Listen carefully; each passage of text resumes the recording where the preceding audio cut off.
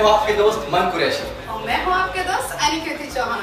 तो छत्तीसगढ़ के बढ़िया बढ़िया गाना सुने बर और देखे बर सब्सक्राइब करो हमारे यूट्यूब चैनल मंडल म्यूजिक।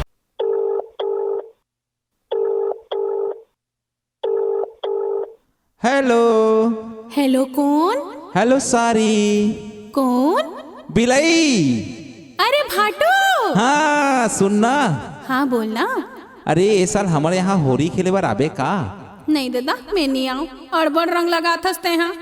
नहीं नहीं आयल पर ही तोला तोर पर एक ठन गाना बनाए हो जाने। ऐसे का? चलिए मैं आत हूँ।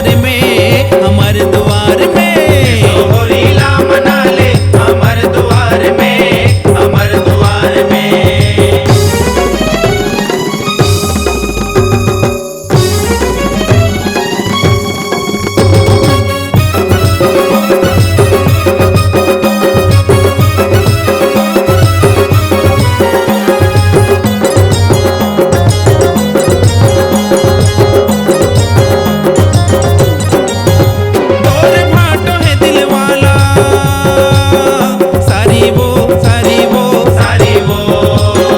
तोर भाटो है दिलवाला सारी वो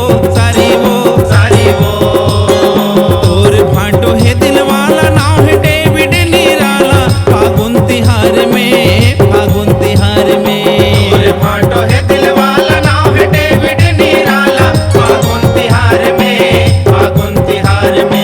सोहरीला मना ले हमर द्वार में सोहरीला मना ले हमर द्वार में रायपुर वाली सारी आवे धर के पिचकारी वो फागुन तिहार में रायपुर वाली सारी आवे धर के पिचकारी वो फागुन तिहार में ए वो फागुन तिहार में ए वो फागुन तिहार में सोहरीला मना ले हमर द्वार में